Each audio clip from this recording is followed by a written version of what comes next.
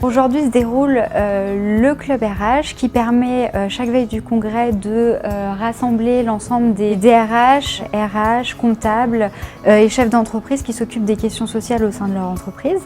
Cette année, grâce à l'actualité, on a pu faire un gros point sur tous les décrets d'application au lendemain de la loi El Khomri pour gérer l'inaptitude au sein de l'entreprise. On a élargi les sujets jusqu'au licenciement des salariés, donc en abordant toutes les nouveautés relatives aux visites médicales, aux aptitudes et aux procédures.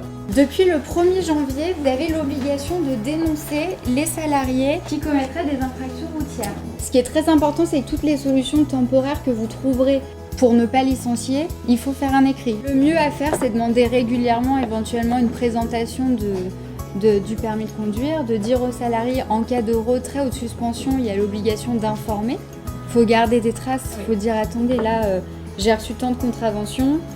Tout ce qui n'est pas interdit aux salariés est par définition autorisé, sauf abus.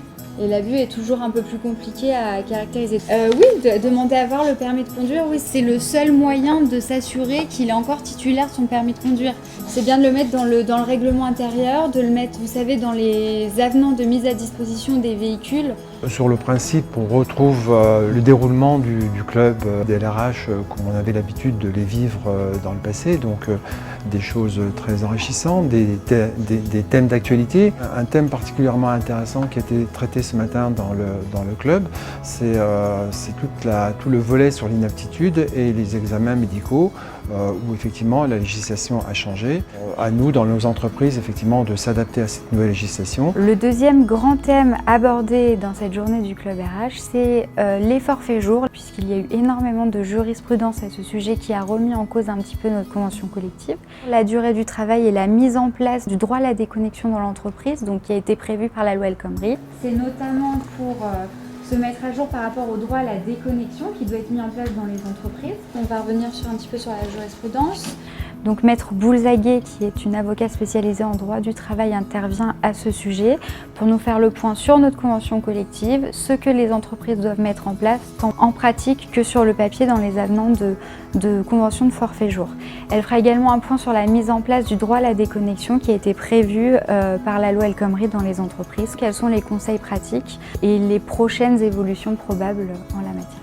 En tant qu'RH, on attend de cette journée d'avoir déjà une information sur les différentes thématiques en cours dans notre branche, d'avoir des retours d'expérience, de rencontrer d'autres RH, ce qui permet de ne pas se sentir seul dans son petit coin, surtout qu'on s'aperçoit qu'au terme des échanges, en fait, on a à peu près tous les mêmes problématiques. On se remet en cause, on se remet à un niveau et surtout, on échange, on dialogue. L'avantage de cette journée de formation, c'est bien entendu d'une part de faire le point sur la législation en vigueur, sur les thèmes choisis, mais aussi et surtout d'autre part de leur permettre d'échanger entre eux sur leurs expériences qui enrichit considérablement la journée et me permet moi aussi de reprendre leur retour terrain pour ensuite leur donner des conseils avisés au quotidien. Satisfait, on a une équipe qui est dynamique et qui est très communicative.